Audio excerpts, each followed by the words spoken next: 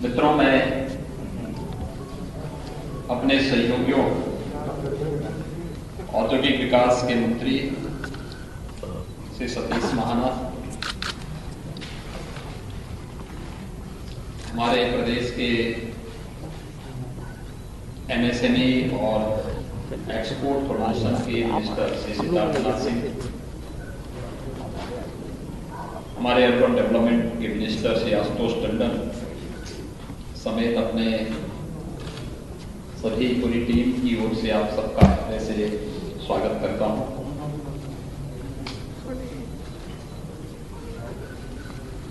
इस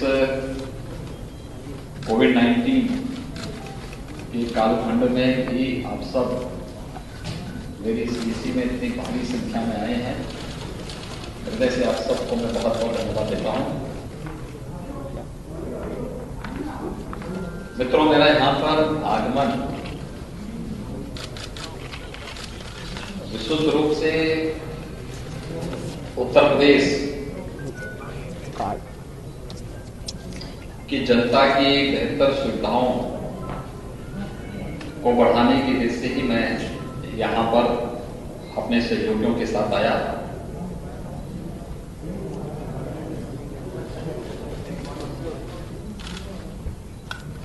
आज यहां पर बीएससी में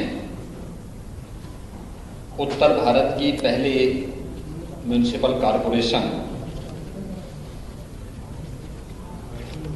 यानी उत्तर प्रदेश के लखनऊ नगर निगम का म्युनिसिपल बॉन्ड हम लोगों ने जारी किया है और उसे जारी करने के लिए ही मुझे यहां पर आज मुंबई में जो बेल रिंगिंग सेरेमनी का आयोजन था उस कार्यक्रम में सहभागी होना था। लेकिन इस आयोजन के साथ ही ये हमारे लिए एक ऐतिहासिक आयोजन है,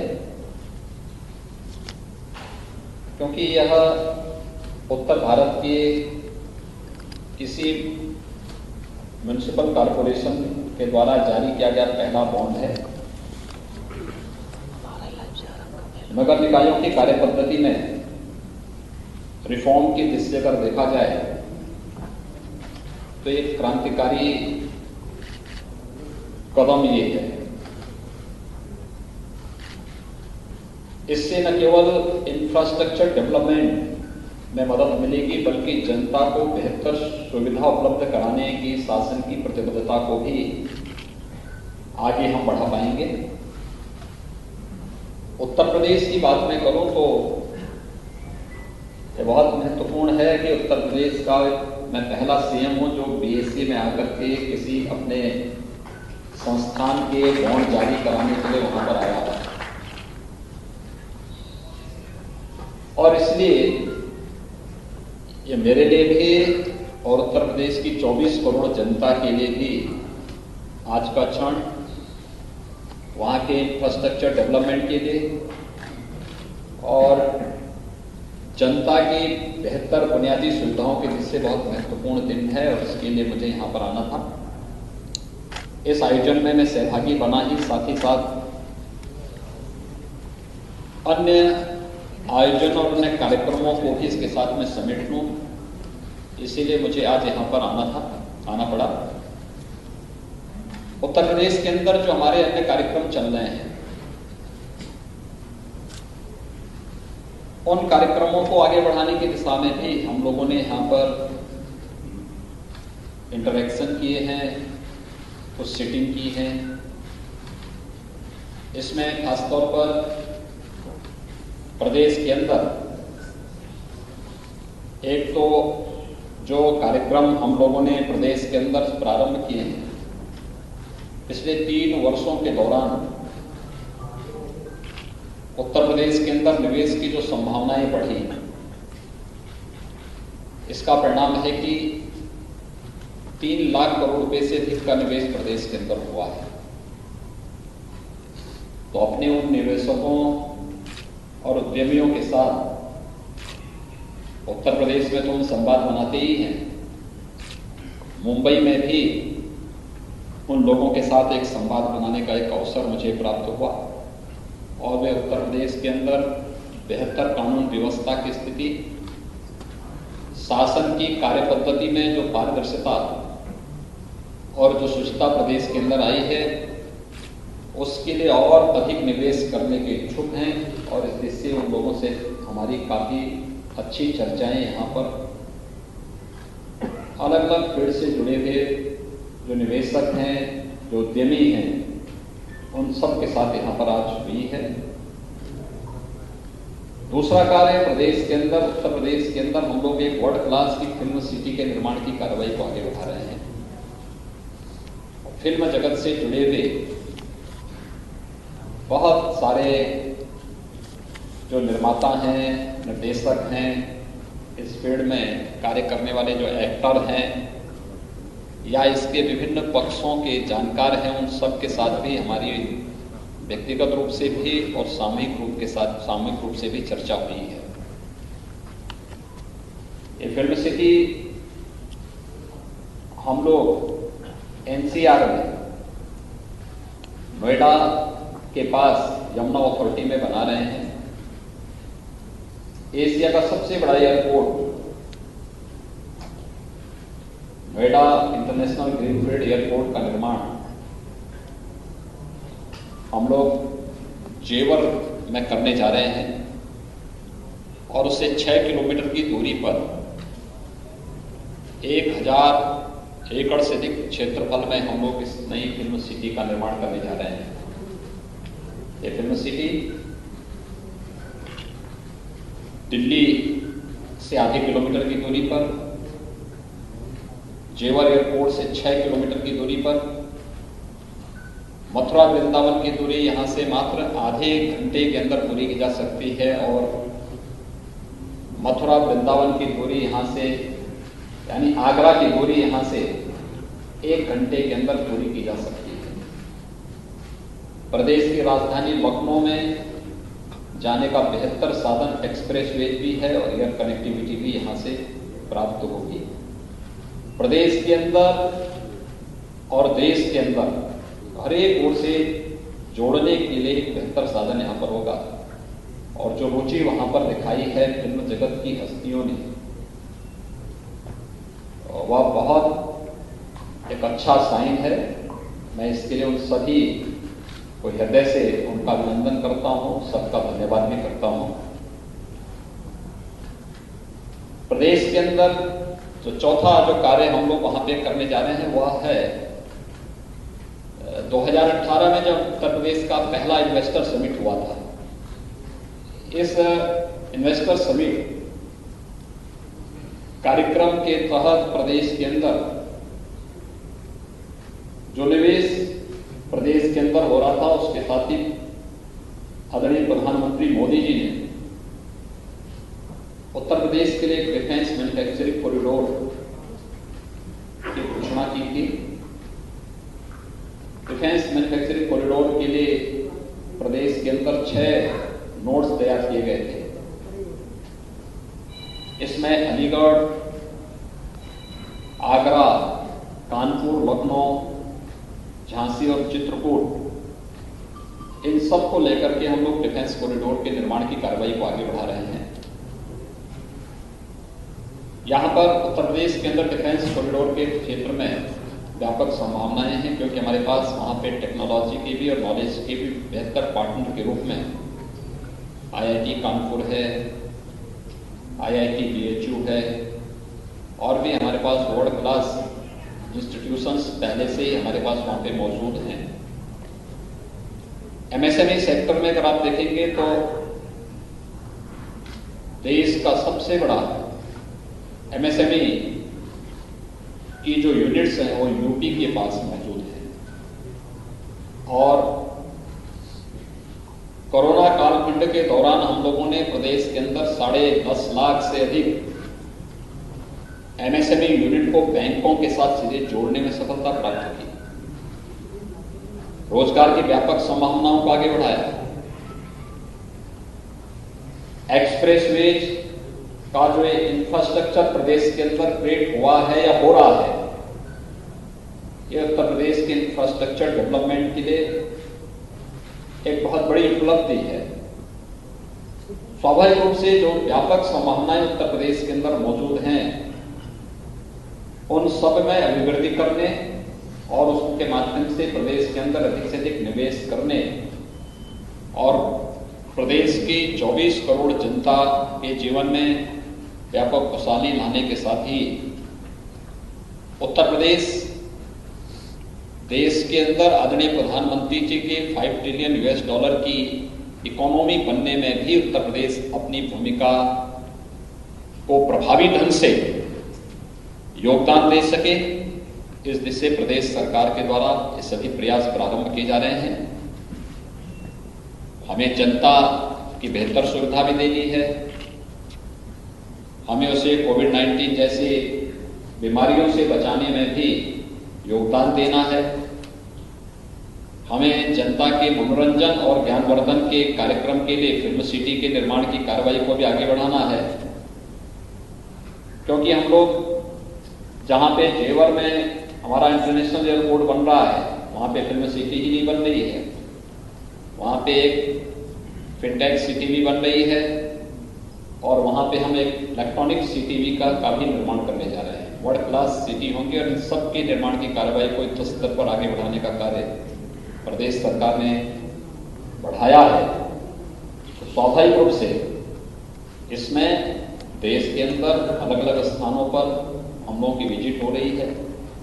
कोरोना कालखंड में आदरणीय प्रधानमंत्री जी के नेतृत्व में उत्तर प्रदेश एक सुरक्षित स्थिति में है। कोरोना की पॉजिटिविटी या फिर कोरोना से होने वाली मौतों के आंकड़ों को सेफार को भी पूरी तरह नियंत्रण करने में प्रदेश को सफलता प्राप्त हुई। हर एक व्यक्ति की निःशुल्क जांच, हर एक व्यक्ति के लिए भोजन की व्यवस्था, हर एक व्यक्ति के लिए निःशुल्क स्वास्थ्य की सुविधा, कोरोना से बचाव के पूरे उपाय और इतनी बड़ी आबादी को सुरक्षित करने के साथ ही अब अधिक से अधिक निवेश हो और निवेश के माध्यम से भारत की इकोनॉमी को $5 ट्रिलियन की बनाने के लिए हम इस अभियान को आगे बढ़ा सकें, इस दिशा से ये कार्यक्रम आगे बढ़ रहे हैं। मैं आप सबको हृदय से धन्यवाद दूंगा कि आप सब कोरोना कालखंड में भी हमारे इस कार्यक्रम के बड़े में बड़े उत्सुक बने रहे और आज इस मेरी इस डीसी में भी यहाँ पर उपस्थित हुए हैं। मुझे संक्षेप में आपको जानकारी देनी थी, इसलिए मैं आप सबको एक बार फिर से हृदय से धन्यवाद देता हूँ। वो राज्य के कारोबार को ले जाने नहीं देंगे और फिर इससे जुड़े जो बॉलीवुड में ट्रेंड लेकर भी बातचीत हुई है, इस पर देखिए, कोई किसी चीज को लेके नहीं जाता है। ऐसा तो है नहीं कि किसी का कोई पर्स हो और कोई निकाल करके लेके चला जाए। ये तो एक खुली प्रतिस्पर्धा है जो सुरक्षा का माहौल दे सके, बेहतर सुविधा दे सके। सबसे बड़ी बात यह है कि सामाजिक सुरक्षा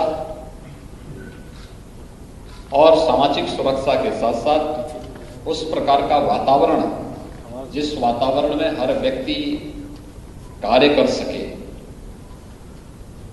कोई भेदभाव किसी के साथ न हो, एक भारत श्रेष्ठ भारत की इस परिकल्पना को साकार करने के लिए और आज की आवश्यकता के अनुरूप उस प्रकार का माहौल देने की आवश्यकता है। मुंबई फिल्म सिटी मुंबई में काम करेगी, उत्तर प्रदेश के अंदर नए माहौल के अनुरूप, नई आवश्यकता के अनुरूप नई फिल्म सिटी के निर्माण की कार्रवाई हो रही है। स्वाभाविक रूप से इस फील्ड के जो भी विशेषज्ञ हैं, जो दिग्गज हैं, उनके अनुभव का लाभ लेना, उनके अनुभव के माध्यम से, उनके सुझावों के माध्यम से उस प्रकार की सुविधा देना और उस सुविधा के माध्यम से किस प्रकार का मॉडल हम वहां पे खड़ा करें कि हम उसको केवल एक क्षेत्र विशेष के लिए न बना करके एक वर्ल्ड क्लास फिल्म सिटी के रूप में डेवलप कर सकें। इस दिशा से फिल्म जगत से जुड़ी हुई विभूतियों के साथ मैंने बातचीत की है, उस संवाद को आगे बढ़ाया है। ना हम लोग किसी के निवेश को झटक रहे हैं, न किसी के विकास को बाधित कर रहे हैं।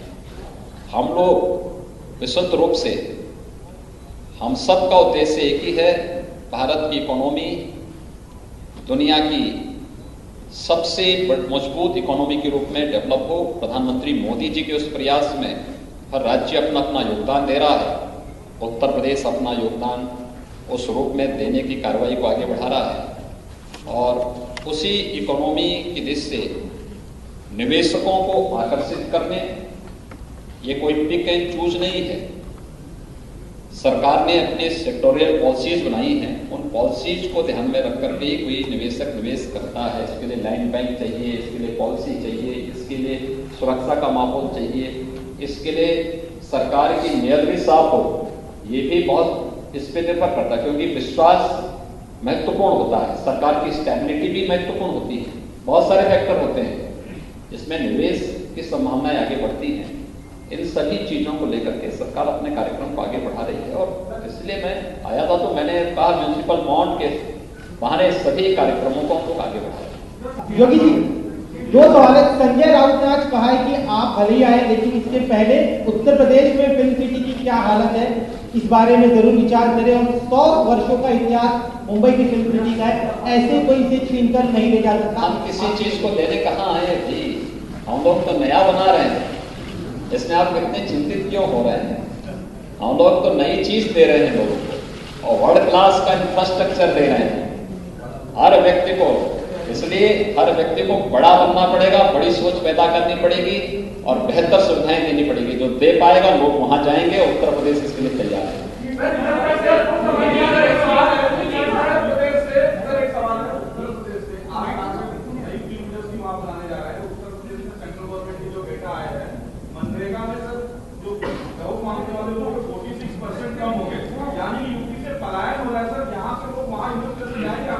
उत्तर प्रदेश से पलायन नहीं हुआ। उत्तर प्रदेश की आबादी आप जान रहे हैं? नहीं, उत्तर प्रदेश की आबादी आप जान रहे हैं कितनी है?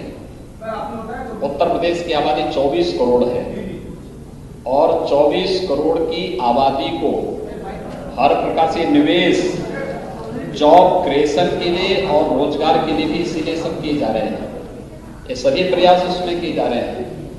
हर व्यक्ति मनरेगा में ही काम नहीं करता है, उसके पास अपनी विशेषज्ञता होती है, अपनी रुचि होती है, अपने कार्यक्रम होते हैं। और उत्तर प्रदेश, याद रखना, कोरोना कालखंड के अंदर सबसे अधिक रोजगार और सबसे अधिक जॉब क्रिएटर स्टेट भी है।